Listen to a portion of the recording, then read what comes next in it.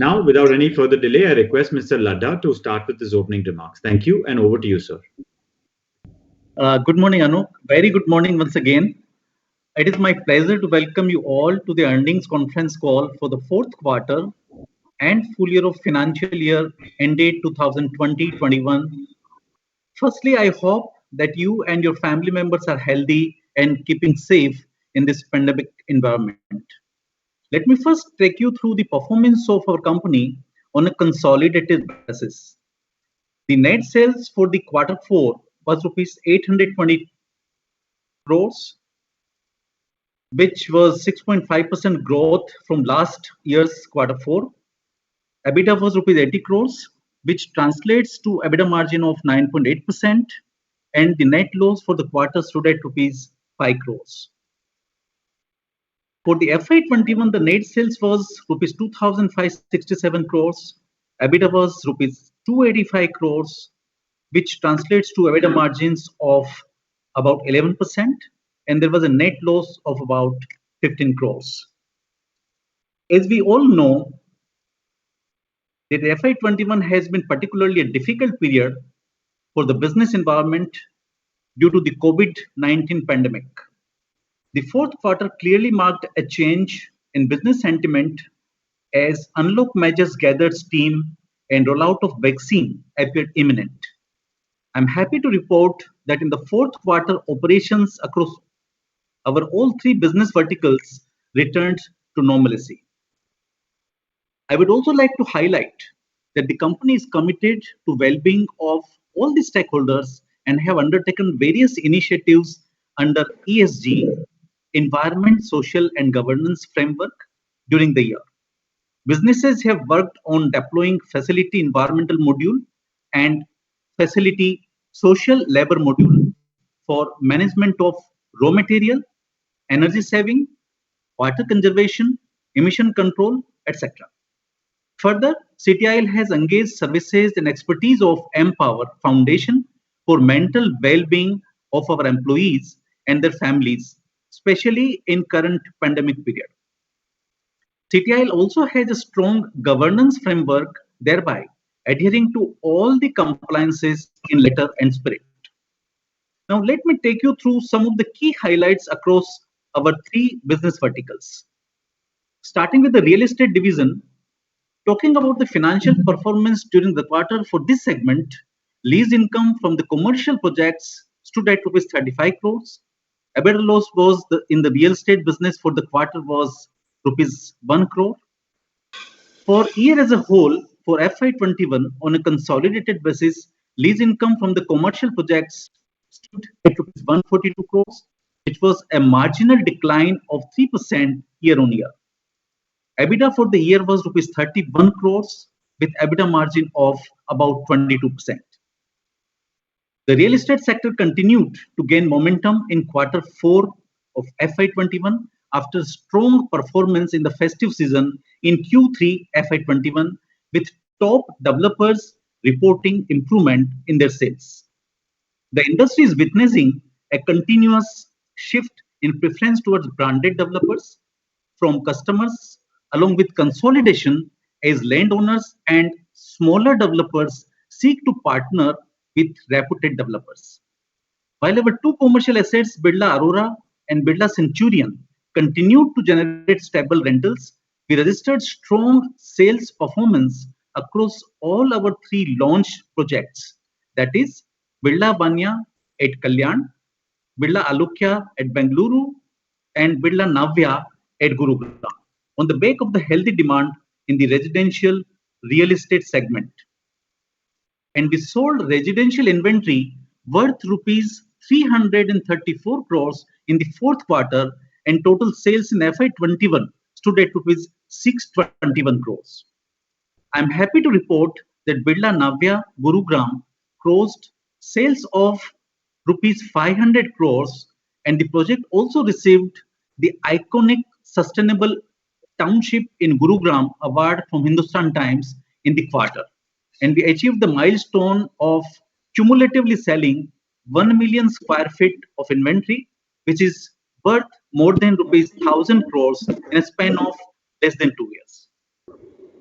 The buoyant consumer sentiment, renewed appreciation for the need for owned spaces, and the trust in the Birla brand will hold us in good stead as we accelerate our growth plans.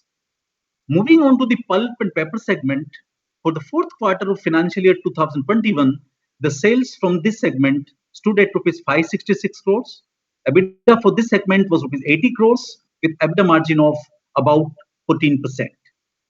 For the FY21 as a whole, consolidated revenues from the pulp and paper segment stood at rupees 1,774 crores.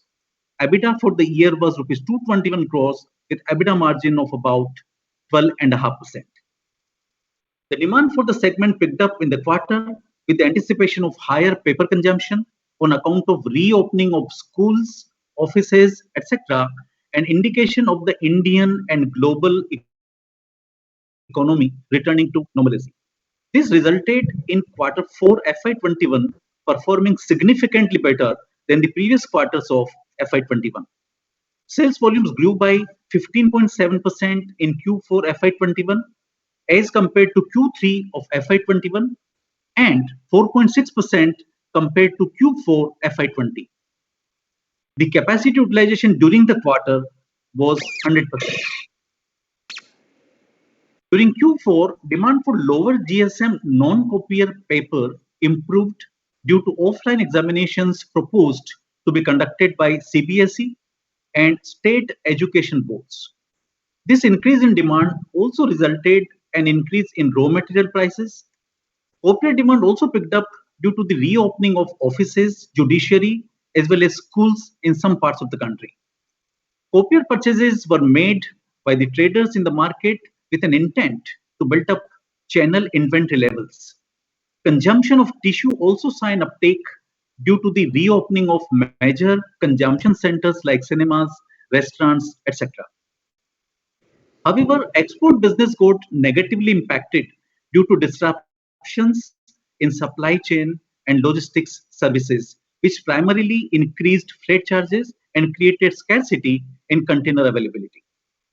Order flow for packaging board increased from pharma sector as compared to the previous quarter, as OPD services in this country reopened and demand from FMCG sector was also positive. Other products under this segment, that is wedding cards, book covers, cup bottom, and cup stock also saw a slight improvement for the first time during the financial year.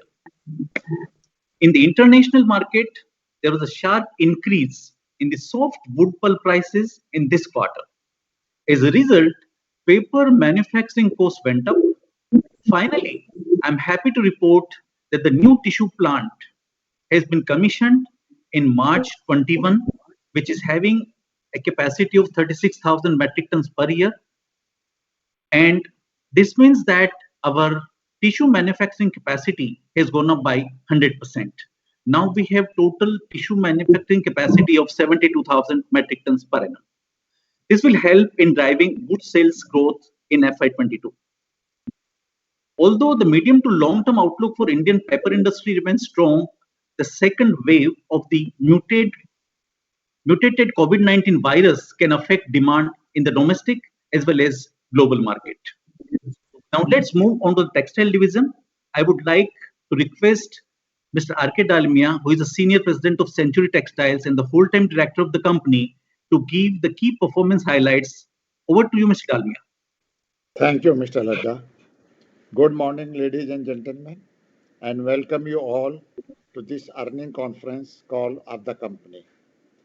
Talking about the financial performance for the quarter, which cannot be compared to the previous years due to ongoing pandemic. Our sales stood at rupees 200 crores with a loss of rupees 9 crore, and for full year revenue for the textile segment stood for 582 crores with a loss of the year standing at 48 crores. I am happy to report that overall business environment and production across India returned to the normalcy, driven by healthy demand in retail, domestic and international markets. Supply was lower than demand, causing inventories to decrease and subsequently increase in order booking. We witnessed strong demand in US for home linen, which led full capacity utilization to this quarter too. The apparel business order booking was also good throughout the quarter, leading to 100% capacity utilization. However, the sharp increase in yarn prices led to the margin pressure. The demand momentum is expected to continue as some export customers have started shifting their orders from China to India. However, the global market outlook is still not clear because of new virus strain of corona worldwide. Apparel fabric product demand is gradually picking up. However, disproportionately increase in raw material prices, mainly yarn, cannot be fully passed on the fabric customer. Hence, margin is under pressure. Our current product mix is now more focused on sustainability, having innovative finishes to cater to the market once domestic and international market reopen in full swing. Now I hand over the call back to Mr. J.C. Ladda. Thank you. Thank you, Mr. Ladda, Dalmia. over you. To conclude, as we see surge in the COVID-19 cases due to the second wave, our utmost priority is the safety of our employees and stakeholders. We can only hope that the situation improves sooner than expected and the vaccination drive gives some respite. It is difficult to predict the gravity of the impact on businesses and sectors today, but we can only hope and pray for the best. With that, we can now open the floor for the question and answer session. Thank you very much. Thank you very much, sir. We will now begin the question and answer session. To ask a question, please click on the Q&A icon and click on the Submit Request button. When it is your turn to ask a question, an operator will announce your name, unmute your line so that you can interact with the speakers. If you wish to ask a question on chat, you can type your questions in the text box and disable the Request to Talk slider. Then click the Submit Request button, and your question will be picked up during the Q&A session by the operator or the presenter. And for audio participants, you can press star, then 1 to ask your question.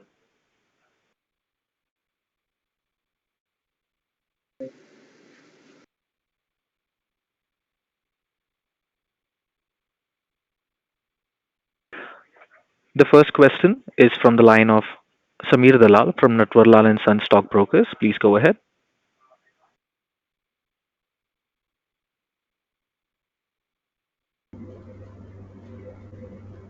Mr. Dalal may be requested to please accept the prompt on your screen to ask your question.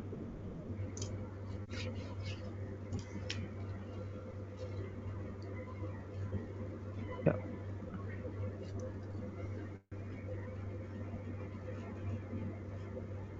Mr. Samir Dalal, you can go ahead with your question.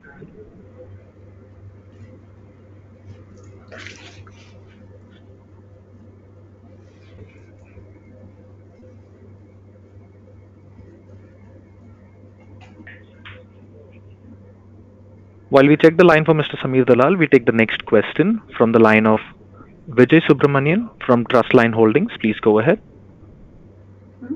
Vivek. Vijay.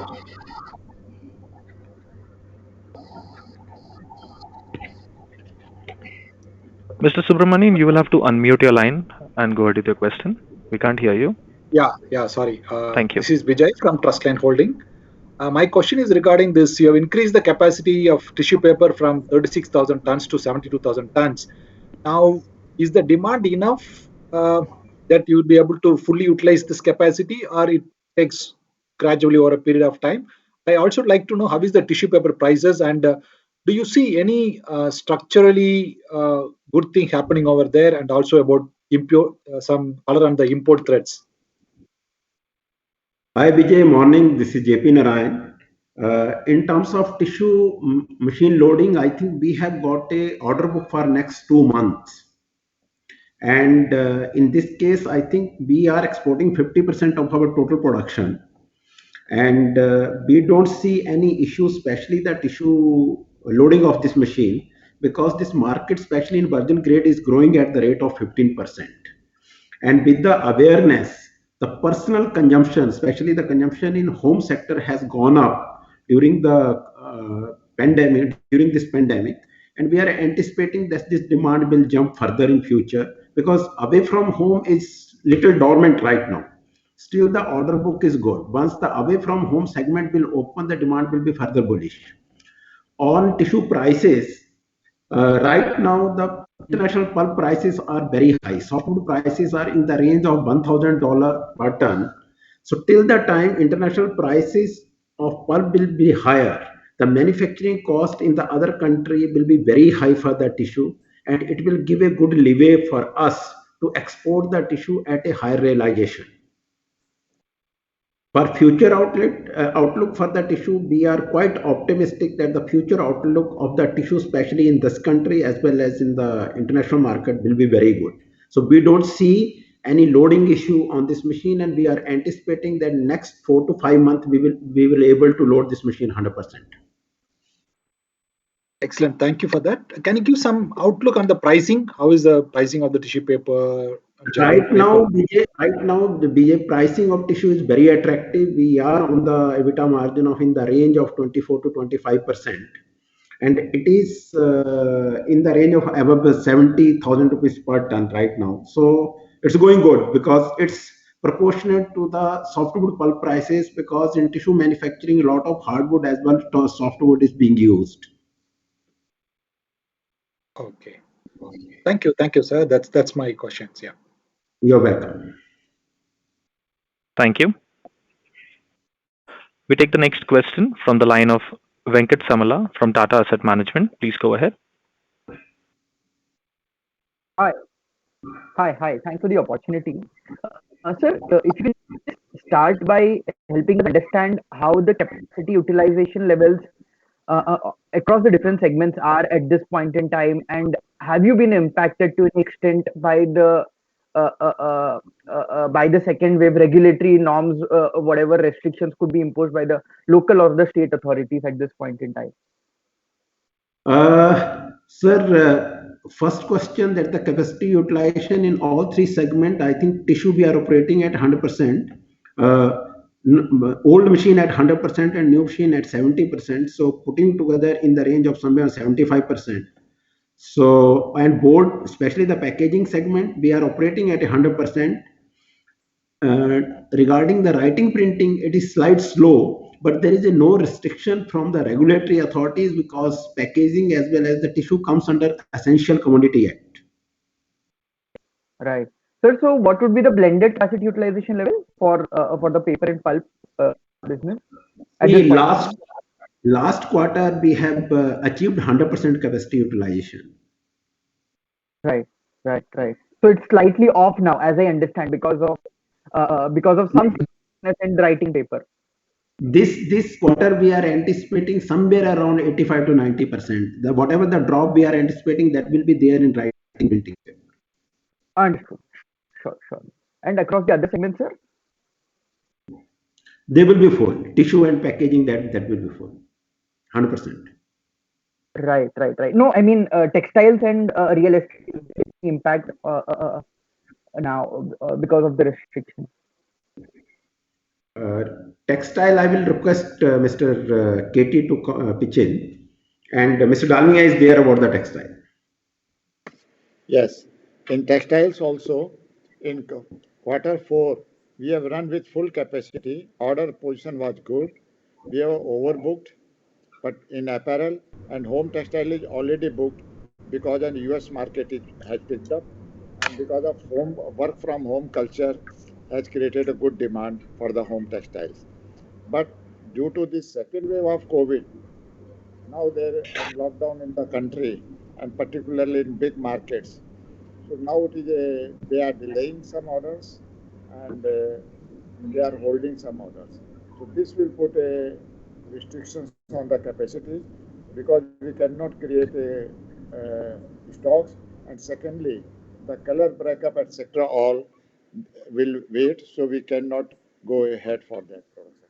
Otherwise, overall textile market demands are good, and we hope after the second wave, demand will again pick up because the inventory in the market are now almost finished because of no new orders they have taken during the first lockdown. Overall demand is good in textiles. Right. Sure. Good morning, Venkat. The ask about the real estate. Of course, the demand is going to get impacted because of the April lockdown. Lockdown started with Maharashtra, moved on to Karnataka, then Delhi, now Haryana. So it has created an impact in the overall sentiments. Also, people are not at this point of time looking at buying real estate. We are just hoping that with the proliferation of vaccines, etc., this short-term crisis will remain short-term. It will not prolong too long, and we are hoping that the good times will come back. Last quarter was Right. exceptionally good.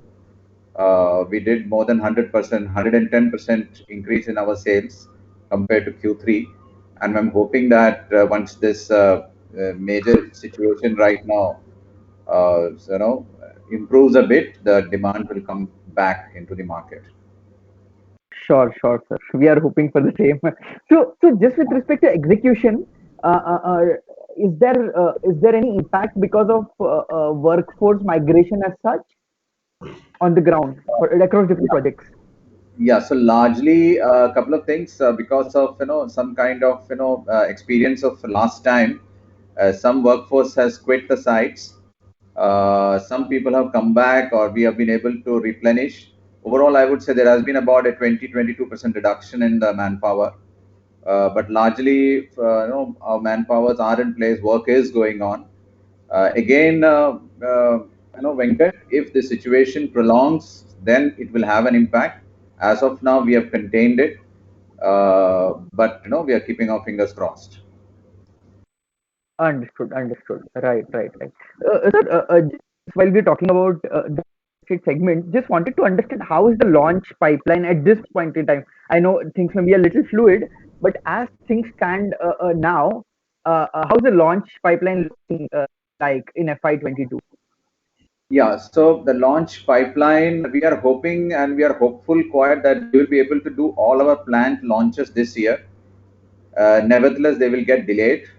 We were supposed to launch our Kalyan Phase 2 sometime in May. Of course, this will not happen. It's not the right time to launch it. We will hopefully launch it in Q2. Bangalore, Magadi Road, again, hopefully in Q2. Worli, as on now, we are still on track for Q3. The second phase of NCR, we are again on track for an September-October launch.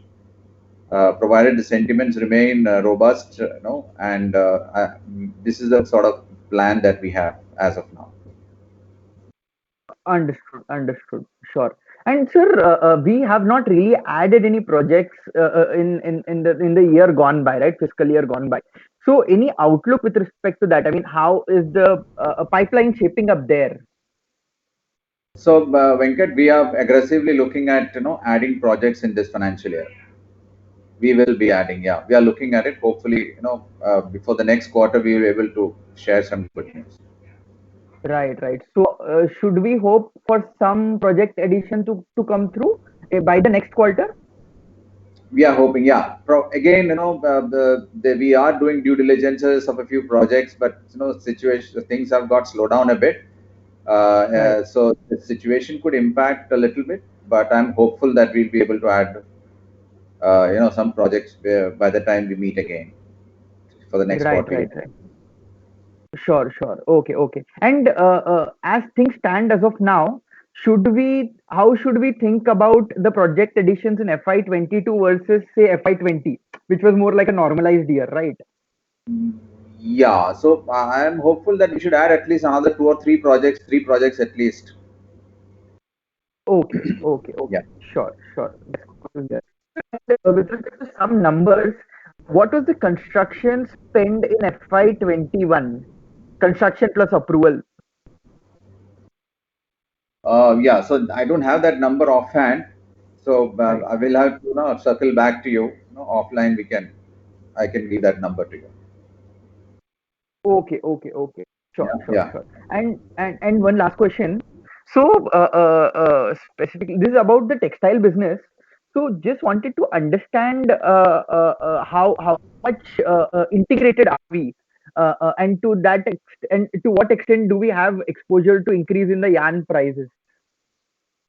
We are fully integrated. We have the spinning, then we have our own weaving, and then chemical processing and stitching also of the home textiles. Right, And the yarn prices has also affected us because the yarn prices have increased by 40%. But it right. is very difficult to pass on entire increase in a particular in 2 3 months. So 25% we could pass on, so still 15% remain there, which will be passed on hopefully by next quarter. Sure. No, but I'm just trying to understand if we are fully backward integrated, why are we facing margin pressures? Because then for us, the large part of the input would be cotton, right? Rather than yarn. Yes. Yes. In the yarn capacity, we have around 60%, and some specialized yarn like hundreds count and all, we are manufacturing inside. But then other yarn we purchase from outside. Spinning, we can meet our production of the weaving around 60%. That's why Okay, we okay. are Okay. So our vertical integration is around 60% level, right? 60% Of the on total spinning, requirement. 60% on spinning, and 60 70% on loom set. In processors house, we have 100% capacity. So we are Understood. processing our own entirely, but we are outsourcing yarn as well as fabric also, gray fabric, and then Right, process right, our. right. So And quarter on second quarter, we also, witnessed.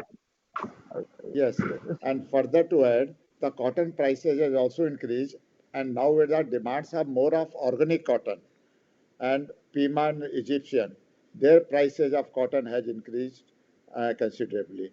Even organic cotton are in short supply, and there is a huge premium on this organic cotton. And now all the businesses, the customer wants in USA on inorganic cotton, even in India also. So this has also put a lot of pressure on the margins. Right, right. So how should we expect this margin, this quarter margin, sir? I mean QOQ, because Q4 versus Q3 margins have dipped, right? So how Right. should we think about margins in the current quarter and maybe Q2 as well? Because I think slowly as the new contracts would be coming for renewal, you would Yes. be gradually passing on the cost increases, right? So I'm just Right. trying to understand how would Q1 and Q2 margins look like? Q1 margin, if this continues second wave and markets continue to under lockdown, quarter one, this quarter one of this financial year will also affected to some extent. But if markets and after in Q2, we hope by June everything should be normal and the second wave will also subside. So we hope the market, this lockdown will also not be there. So we hope a good demand because pipeline is already empty. So there is a good demand and price increase will be also there. Right, right. So should we expect by this year end or maybe H2 of this fiscal year, if the impact of second wave subsides and obviously there's no third wave, so should we return to normal margins that we witnessed in say before, I mean in H1 of FY20? Yes, I am expecting better than that Okay. after this because the demand will be there. Then we will be able to increase the prices also. Understood. Thank you, sir. Thank you. Thanks a lot. I'll Thank you. join back Venkat Thank the you. queue. All the Snehal best. here. Yeah. Hello, Venkat Yes, sir. Snehal Yes, here. sir. Yes, sir. Circling back to the question you asked, our project development cost last year, which consists significantly of the construction cost, was around Right. 188 crores, and our collections were 154 crores. Right. Sir, does this include any approval costs, etc., that we would have Yeah, so the incurred? project development cost would include some of the approval cost. If you want, I can give you a breakup out of this 188, but I can only say significant part would be the construction cost. Right, right, right. And what is the expected approval cost which is to be incurred for Worli, sir? I mean, pre-launch. Pre-launch roughly, I think it would be around 400 odd crores. KT, am I right? Yeah. So pre-launch, yeah, there will be a lot of costs and premium, etc. So we are expecting 470 crores or thereabout, about 500 crores. Right, right. And large part of that would be spent in FY22 only, right? I mean, Yeah. It's all coming to spend in FY22. right, right. Sure. Okay, sir. Thank you. Thanks a lot. Wish you all the best. Thank you. Thank you. The next question is from Samir Dalal from Natwarlal and Sons. He's posted a text question which says, on the textile business, uh, he says, I would like to ask a question on the textile business. Don't think, okay, you can ask the question for me. Want to understand why the sales in textile business is down and the rest is incomplete. So, yeah, the question is why the sales in textile business is down. In the last financial year, the sales were down in the textile business because of this lockdown, and markets factory was also closed since 22nd March 2020. And we have opened in the second week of May when the government has given the permission to run the factory. But worker shortage and all, we could not reach the entire production capacity. And even the market was also not opened up, so demand was less, and that's why our revenue turnover was less during the last year. This year, we are hopeful that we will achieve better turnover, and we will reach on the original turnover of the previous year, even the better one. Is it okay or? Right. Thank you, sir. The next question is again a text question, which is from Rajesh Ranganathan. The question is, what is the reason for the lower EBITDA and EBITDA margin in Q4 compared to Q3 despite strong sequential growth in sales? You are talking in textiles or? No, sir, I think he's talking in total. So, Mr. Ranganathan, I think you're right in looking at the numbers. We were 109 crores in Q3, but 109 crores in Q3 included a one-time credit of a income tax refund interest of about 33 crores. So, if you reduce that, then we are more or less in line with the current EBITDA of Q4. I hope that helps. So, roughly you can say we were, and in fact, we are almost on line. 109 minus 33, so we are somewhere around 76 against current EBITDA of about 80 crores. Thank you. I hope. We take the next question from Nagraj Chandrasekhar from Laburnum. Please go ahead. Hi, thank you. I have a few questions on paper and textiles. Just on paper, I've seen compared to last year, our NSR is still at 51, 52 rupees a kilo. Just want to understand what end demand segments have been hit most in April and May, and by when do we see this NSR going up? And also, we heard about ITC Bhadrachalam having to divert a lot of its oxygen towards used in the pulping plant towards the production of medical oxygen. Is this also hitting a lot of paper suppliers in the country, including ourselves? And what does that sort of mean for paper industry capacity utilization going forward? Hi, Chandrasekhar. Good morning. See, our NSR out of our three segment, I think tissue and packaging was doing fairly good, but the drop was there in the writing printing, and the drop was in the range of somewhere around 20%. And in Q4, all three segment has touched the pre-COVID level, and with the appearance of COVID wave 2, we are anticipating further drop in writing printing paper, whereas packaging and the tissue will perform on a strong foundation. So this time the scenario will be different because the last time there was a huge fear and all the consumption center were completely closed. This time that situation is not there. Packaging is doing great. Tissue is going fairly well, and the impact is being seen on the writing printing paper. So I'm not anticipating that kind of drop in this time, especially on the whole business. In terms of oxygen shortage, same the industrial oxygen for us has been also stopped by the government, but that's not affecting in a bigger way to all the paper mills because there is a substitute for that. We are using the oxygen for bleaching, so now we have you can see using more chemical like hydrogen peroxide to bleach the pulp and reach on the same whiteness. So it's not affecting the production. Yes, it's affecting the slight manufacturing cost. Understood. So that is the increase in input cost that you were mentioning, because I think the cost otherwise on wood would not have gone up for us that much, except for the softwood that we import, but not so much in writing and printing. Maybe the coal costs would have gone up because of the increase in e-auction coal prices. Just want to get a sense of what the average cost per kilo was in very broadly in 4Q20, 4Q21, and what it is sort of right now in the paper See, segment. yes, the raw material cost specifically has been on the chemical segment, and chemical consumption contributes somewhere around 12% of the total cost of the paper conversion. Fuel cost is also in the range of 10 to 11%, and fuel cost has also gone up. The coal cost has also gone up 2 to 3%. Then those paper mill, those who are using imported softwood as well as the imported hardwood to customize their, you can say, the proper paper properties, that has gone phenomenally up. Softwood prices has gone up by 40%, and so hardwood prices has gone up by 30%. But that is the usage is very less. That is being used only in the packaging.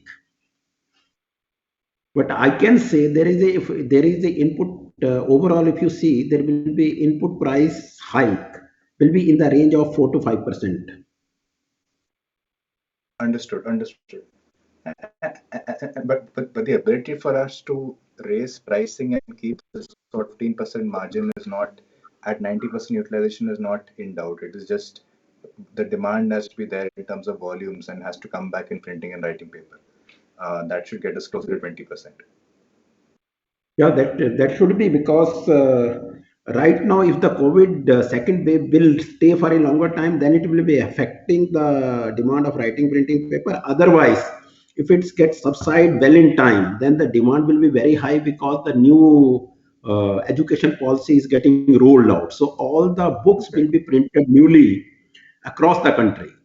So writing printing demand will be very, very high once that demand will come into the market. Got it. And sir, I had one question on the textile segment. Just you mentioned the increase in the yarn pricing. So just want to get a sense, and we're not fully backward integrated, but you said 60% backward integrated.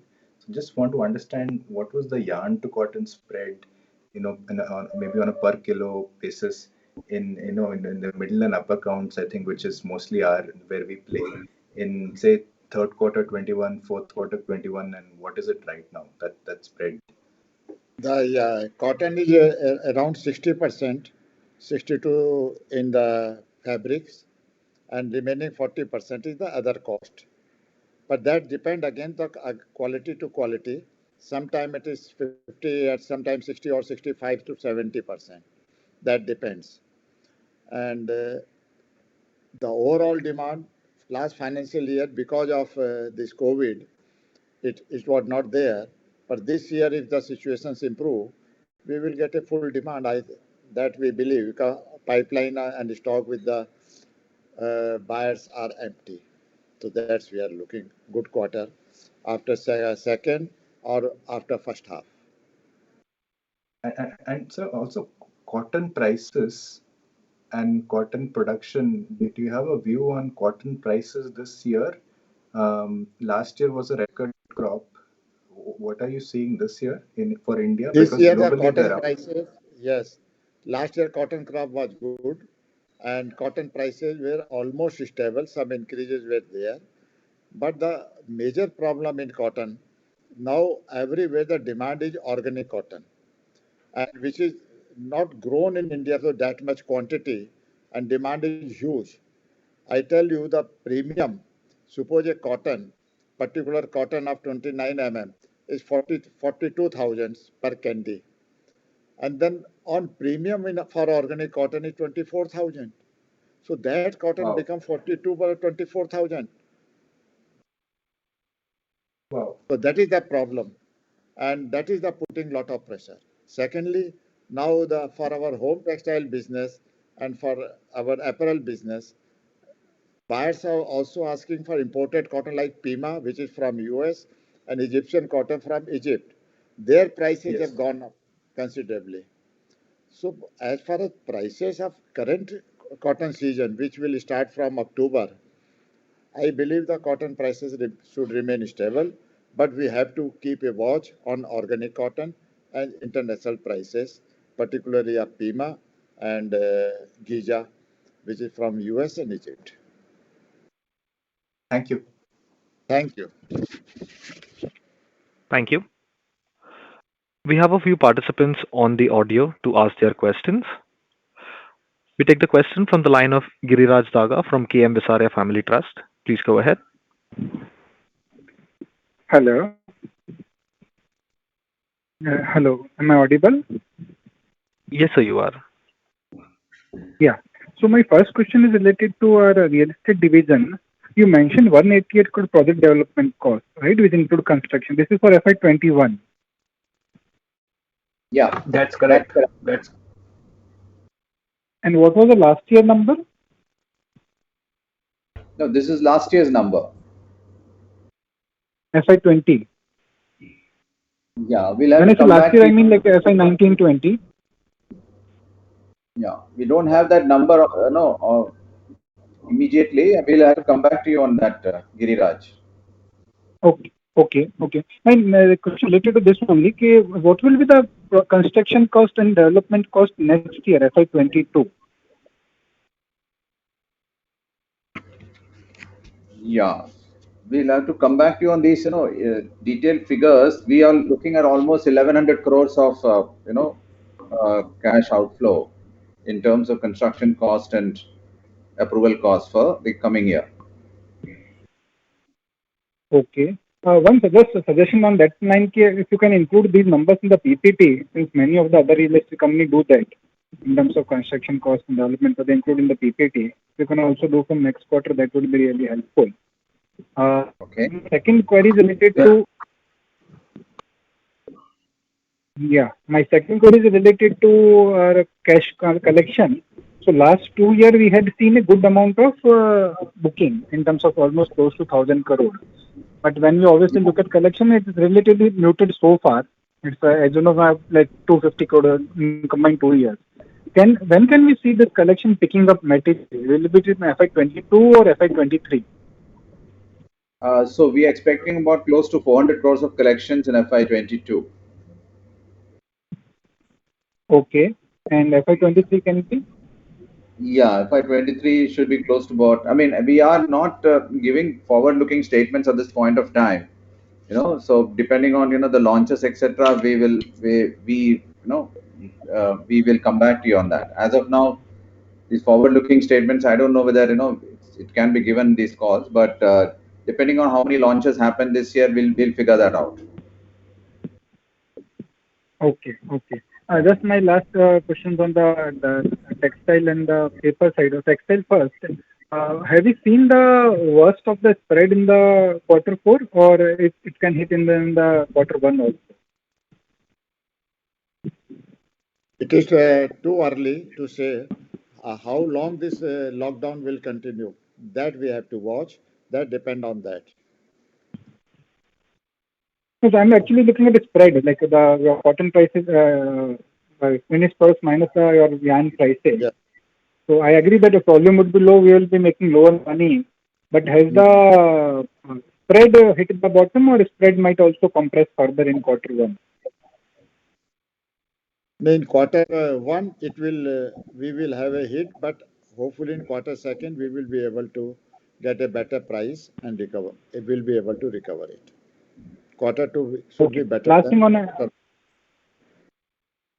Okay, thank you. Last thing on the paper side, like if I had to look at on a FY20 to FY22, do you think we can be able to reach FY20 performance in paper in terms of volume side of it, or that looks difficult as of now? If the COVID second wave will get subside within next 2 to 3 months, definitely we will match with that volume. But if it get prolonged, then there will be an impact on writing printing paper. Okay, understood, sir. Thanks a lot for my side. Thank you.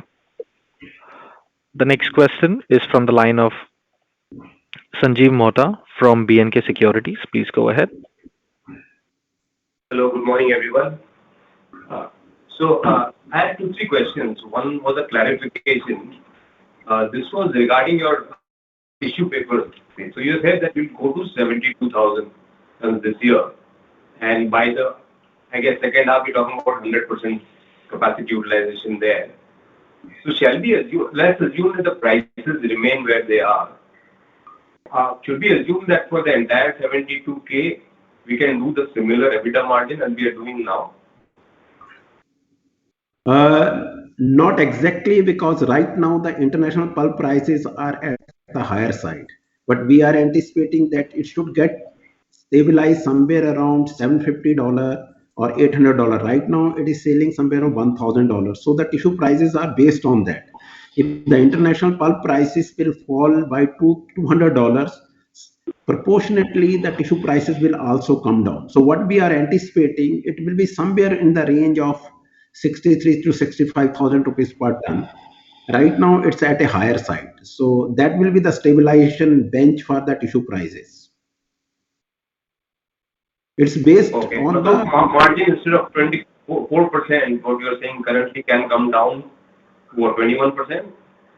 EBITDA margin will stabilize in the range of 21-22%. Right now, yes. Right now it's 24-25%. It should get stabilized on 21-22%. Okay. Second thing on the lease side, so we made, we didn't have much of a drop last year. What are you seeing on the collection right now? And are there any renegotiations coming up, or are you actually seeing some renegotiations happening on the lease rental? I didn't get your question very clearly. Is the question for real estate, JP? It's for real estate. Okay. Yeah. Okay. Katie, you can take up. Yeah, Sanjeev, can you explain your question again, if you don't mind? So what I was saying, Katie, was that, this last year, we hardly saw much of a reduction in lease rental collection. In terms Lease of what I'm saying, yeah. See any Lease collection. renegotiation? Yeah. See push.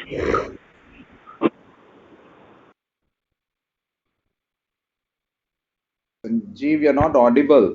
Can't hear you. So Katie, what question was that there is a whether there's a renegotiation of lease rentals. The lease rentals had come down slightly. So the question was largely on that. Yeah. So what I'm saying is, are you going to see this year any major renegotiation? Again, Sanjeev, this is sort of a rhetorical question. Totally depends on how this, current lockdown prolongs, how the whole thing unfolds. As of now, I don't see that, but we can't rule it out. I would suppose to think that we have settled all that, negotiations, agreements last year. And I'm hoping that there will not be any more such, agreements. But totally depends on how the business environment unfolds. Right. Can't really put a finger on you were supposed to have one of your group companies, the lease was getting over. Has that been renewed or? No, I think we had Vodafone, which was having 5 floors in Birla Centurion. They have reduced it to 3 floors. We have renewed the lease for the 3 floors. 2 floors they have vacated. That happened in last quarter. That happened at the end of December. Right. There has been no other, all other leases have been renewed, including of Vodafone for 3 floors. 2 floors, of course, they have vacated. Sure. Thanks. And last question on debt side, Snell, maybe you can answer that. So what is the peak debt that we are expecting? So last year you brought down the debt, but this year, what is the peak debt that we think will happen? And second, is there a debt to EBITDA thought that, you won't want to go more than that? So that's a good question, Sanjeev bhai. I'll just give you kind of ballpark figures. Considering, what I'll do is I'll probably give you a little aggressive targets of our real estate business for the next 2 years, and I'll give you some sort of a pessimistic number for our what you call it, manufacturing businesses free cash flows. So right now our debt is around 1,000 crores roughly. And in the next 2 years, there is an aggressive plan in the real estate business where probably because some is the carry forward of the last year, which we could not do because of the pandemic. So all put together, we are looking at roughly around 2,500 spend in the real estate business in the next 2 years. That is FY this year and the year after, FY22 and FY23. So this 2,500 minus, I'm taking a pessimistic view of about 500 crores coming from the manufacturing business. So we'll probably require about 2,000 crores additional debt to be raised. So, and that is a peak debt I'm expecting. You can expect about 3,000 crores peak debt around by the end of FY23. And post that, there will be significant cash flows coming from the real estate business as well as the other business. So our debt will keep on reducing. Now, this question of EBITDA is a little difficult one for me to answer because of a very simple reason is that I'm not recognizing the EBITDA of the real estate business every year. It will only be recognized in the year in which the projects are completed. So there will be significant jumps and dips in the EBITDA, debt to EBITDA margins.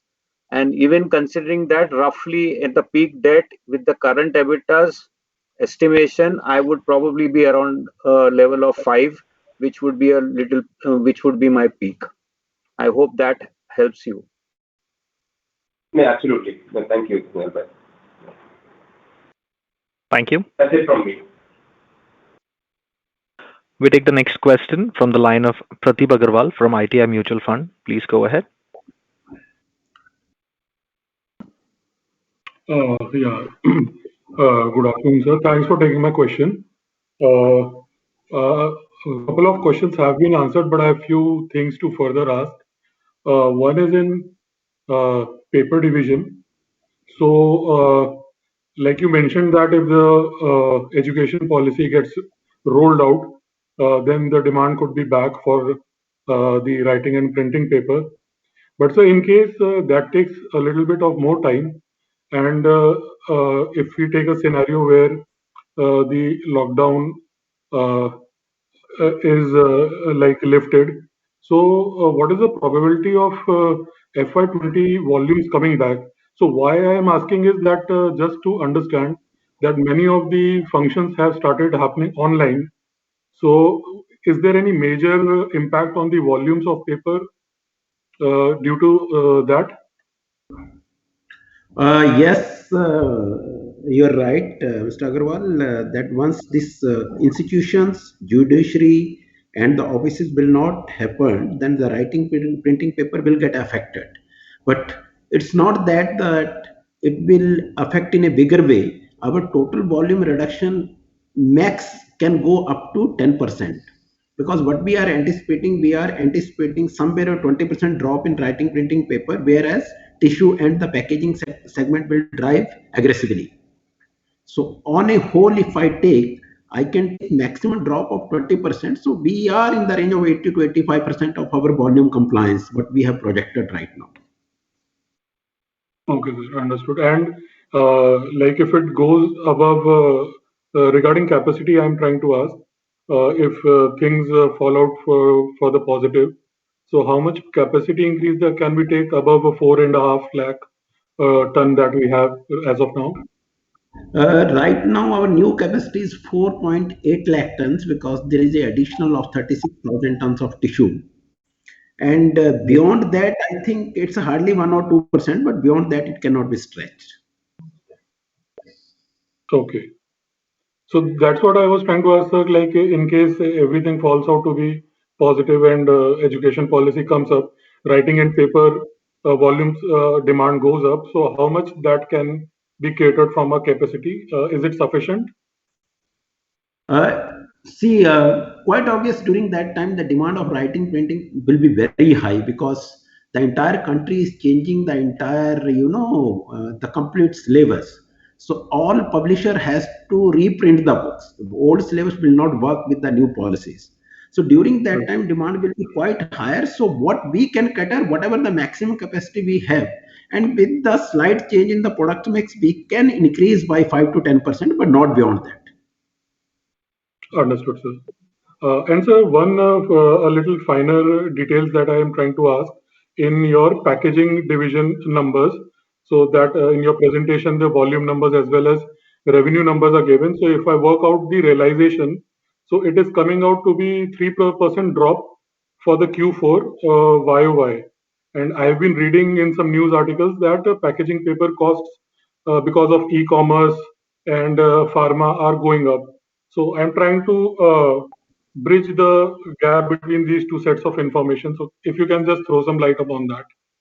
You are absolutely right because you are seeing the Q4 and during Q4, what happened? We have got a certain commitment with our converters, and those commitments has been locked during the leaner time in Q3. So we have got some rate contract we need to be fulfilled because once there will be a price increase, it takes some time to negotiate with the customer and to take the new price, and we need to fulfill the old commitments and old contracts at old prices.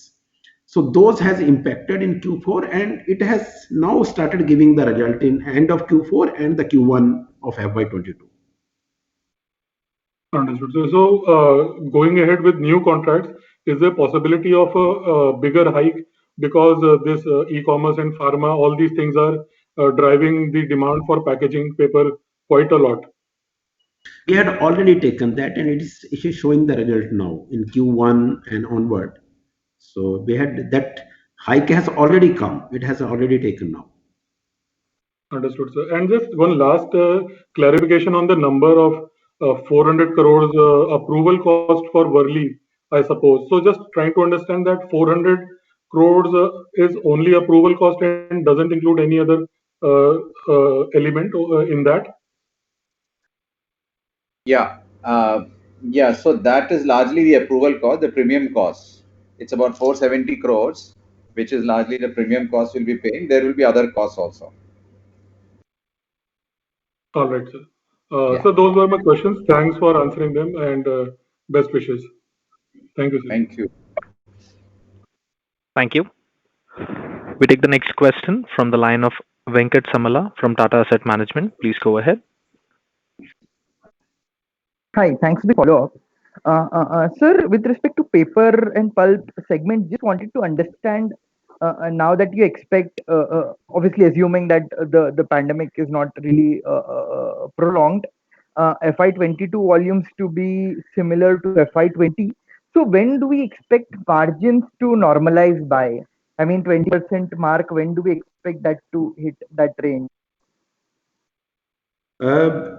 Venkat, we had already touched the pre-COVID level, and now with the COVID waves too, it's slightly started impacting on writing printing paper. So let's see how long it will stay.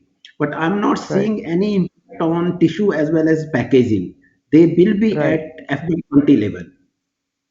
Right. No, sir, my question was with respect to margins. I understand that with respect to the volumes, the guidance is fairly good and your capacity utilization levels are also good. But I'm just trying to understand when would that translate to normalization of margins? Margin, I'm answering on those lines only that margins, especially in packaging and tissue, has come to the pre-COVID level, which was there in FY22. Writing printing paper, we are struggling because the environment is fluctuating very fast, And once the Right. prices has gone up for a quarter or so, and it has again started dropping. So till the time Understood. this environment is not getting stabilized, we cannot predict anything, especially in writing printing. But in tissue and packaging, we are good. Okay. So as I understand, the packaging and tissue paper margins and demand both has sort of normalized, but the impact on margins is because of the sluggish demand on the writing and printing segment. And as and when Very that correct. normalizes, you expect that margins to also normalize, right? Very correct. Yes. Understood. Right. Okay. So with respect to state, just some follow-up questions. So, Snail sir, you did mention that you expect peak debt to go up to around 3,000 odd crores. This seems to be meaningfully higher than 2,000 to 2,200 odd crores that you'd stated before. Is it because we are not really considering the impact of the collections here? Because we're just looking at the flow from the manufacturing against the outflow against the construction plus approval expenses. No, Venkat, actually, in the beginning of answering that question, I said, I took a very aggressive target of our real estate business, and I took a very Right, pessimistic target of our other businesses' cash flows. So right, from that perspective, I gave you, I mean, these are all kind of, as I said, not real numbers, but kind of expected numbers. They can be here right, and there by almost 500 crores. What has happened right. from the earlier thing, which I was telling you, was because the entire spend of last year has now, I have actually put them in the next 2 years. So that has Okay. kind of added up the whole thing, which should have normally, kind of spread across 3 years or something like that. So earlier I Right. was And talking what about would three be years, and now I'm talking about just 2 years.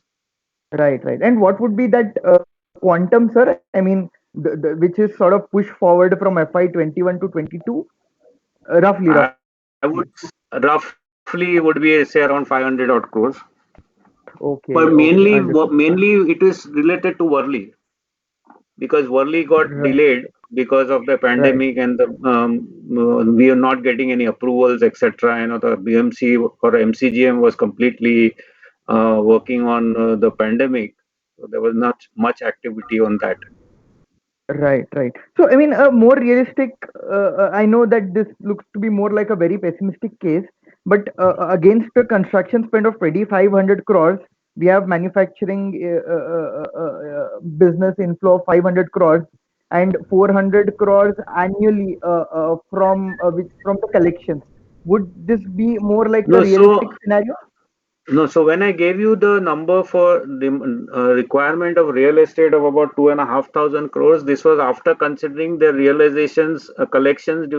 This is net of Okay. This is all net. Okay. everything collections during those 2 years. Right. Sure. Okay. And does this also include some of the possible projects that we intend to sign on in this current year, or Yes, this is yes, just the yes. on? I'm giving some, three. I have also included about 300 odd crores spent on some new projects, two, three projects which we might do during those 3 years. So these are all ballpark numbers, as you say. I'm just giving you guidance. That's all. I mean, there's Right. Understood. And with this Kalyan project, now that we have executed it to some level, so whenever it hits the P&L, what can we expect the EBITDA margins for that particular project to be? as far as EBITDA margins are concerned, I think probably we will be somewhere between 30 to 40% margins. Katie can correct me. And IRR, we are looking at a threshold of 20% plus. So roughly, yeah, about 25 to 40% margin is what, EBITDA margins are we looking at, depending on various projects. Right. Sure. And we, as Snail Yeah, sir said, between 30 to 40. Is that right? I mean, because that is your own land, right? The expectation is that yeah, it yeah, will be yeah, slight. yeah. Yep, true. Understood. Right. And are the collections from that particular project making up for the construction spend for that particular project? I mean, is it sort of a self-financing a project now? More or less, yeah, more or less it is. we may require very few, very little of, construction finance, largely because of the, strong response and all markets so far. We have been largely funding it, from our customer receipts. Our total, construction finance that we have taken so far is only about 30 crores. The rest has all been funded by customer receipts. Right. Okay. So 30 crores is across all the three projects, is it? That's right. Of course, the deposits and upfront payments we are taking from CTIL is funding that. I'm largely Right. talking about, yeah. Understood. And Right. So in fact, just to add, Venkat, of the 2,000 crores that I'm going to raise, almost 1,000 crores is going to be the construction finance, which will be raised by Birla Estates Private Limited. Right. And do we expect the interest cost to be between 7.5 even for that? I mean, for the construction cost that we intend Yeah, to I raise? mean, quite honestly, yes. I mean, we are getting good rates. So, I mean, I would say, and given the current market scenario, we should be in that range. But of course, things might change, and tomorrow RBI decides something else. Then we might feel a little bit of pressure. But I would assume that roughly the borrowing rate between the parent company, that is CTIL, and the construction finance that the subsidiary gets is not more than 30 to 40 basis point. Understood. Right. And one last question: how is the reception to the Bangalore project? I know the other projects have done exceptionally well. So one possible nitpick could be, it is slightly dragging behind the other two projects. So anything that you would like to mention about it? I don't think so, Venkat. I think you are not mistaken. That project is also equally done. In fact, in this month also we did very well. It's the highest selling project Right. this month, in the month of April. So of course the ticket size is much bigger. It is Right. 2 crores, 2.5 crores. So it has done very well. Right. No, so the reason that I'm asking that is other two projects are close to completely sold, Yeah, right? but that Yeah. is because of their location, their demand, their very prime location. This is on the outskirts, but as per Right. the amount spent, etc., this has been very good, much beyond our expectations. Understood. Okay, sir. And the margin which is expected here, since it is not like an outright this thing, right? So what margins can we expect here? Where in Bangalore? Yeah. Bangalore. Where are you talking? Yeah, so Bangalore, yeah, we are expecting about 30% margins there. Okay. Sure, sir. Thank you. Thanks a lot. Thank you. And since we are on the subject, I think I just saw on the chat box a question by Nitin. So Nitin, I think I mentioned about 2,000 crores to be raised, and you can roughly assume 50-50 over the next 2 years. I mean, I can't exactly give you the numbers, but it is more or less you can put it as 1,000 crores in 1 year and 1,000 crores in the next year. It all depends on how our plans pan out. Yeah. Right. Thank you. The next question is from the line of Himanshu Zaveri from Dhruv Jain Associates. Please go ahead. Yeah, hi. Hello. Yes, sir, we can hear you. Yeah, I just wanted to ask, early projects, everyone knows that it's our own land and they're going to have healthy margins over there. But I was just looking at like the kind of plans for the future growth, because if we want to be in the top 3 or 5 developers in the country, then we also have to add a lot of projects all over pan India in the top 4 markets. And since the last 1 or 2 years, I think we have been pretty slow in adding the projects in the JV model or the outright purchase. So any views you would like to share? And company like Godrej added 50 million in the last 2-3 years. So is it a strategy to go on very high margins and just be slow on the addition of BDs, or can you just share your views, please? Yeah, as I mentioned, Himanshu, last year we were a little circumspect in terms of, how we were not clear how this pandemic will unfold, so we were holding our horses. to see how the market would react, how the entire sentiment for real estate. So we were a little more circumspect. But now that having seen through that, and we're seeing how the real estate market has bounced back, I think we are all gun ho now, and we are looking for the right deals. Of course, we are not going hammer and tong after going after every other deal, but we are looking at good profitable deals with good partners, good profile of our JV partners. We are looking in all the four markets which we have chosen, and we are on the lookout for the right deals. And I am quite hopeful that we should be making a reasonably strong addition to our portfolio in this financial year. We also realize that And the Worli project.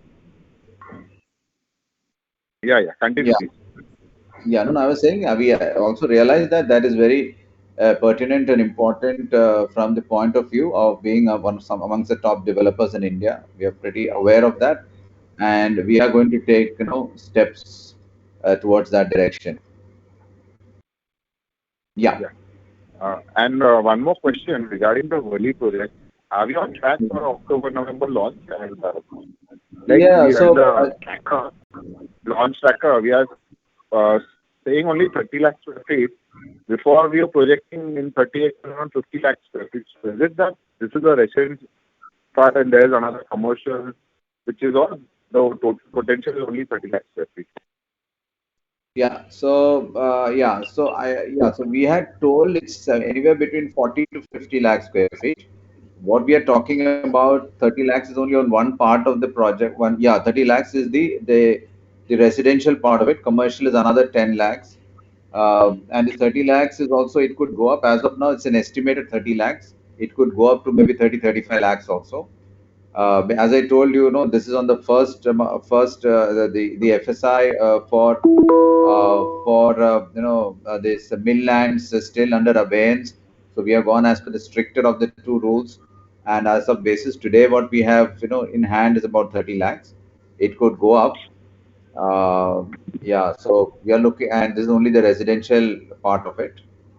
On the launch tracker, we are as of now on track. The April has been dismal. There has been no movement in April. So we are in line for MOEF clearance. We have in line for the IOD, etc. We are hoping all that approvals are all be in place by September, October. And then we should be hoping for a good launch in the end of Q3. So if situation improve from here and everything goes thing, they are well on track for the timely launch. Okay. Thanks a lot. Yeah. Thanks a lot. Yeah. Thank you. Ladies and gentlemen, that was the last question. I now hand the conference over to Mr. J.C. Ladda from Century Textiles and Industries Limited for closing comments. First of all, thank you, Anuj, for organizing stimulating discussions. There were very insightful questions, and we are confident that this current year should be very good. In fact, we feel that the lockdown impacted largely in the previous year, and the second wave perhaps will be contained by the efforts of everybody. And we see, after Q1, things should become normal. And thank you very much once again. And we're confident all the businesses during FY22 will do very well. Please take care and stay safe. Thank you very much. Thank you. Thank you. Thank you, everyone. Thank you very much. Ladies and gentlemen, on behalf of Century Textiles and Industries Limited, that concludes this conference. We thank you all for joining us, and you may now disconnect your lines.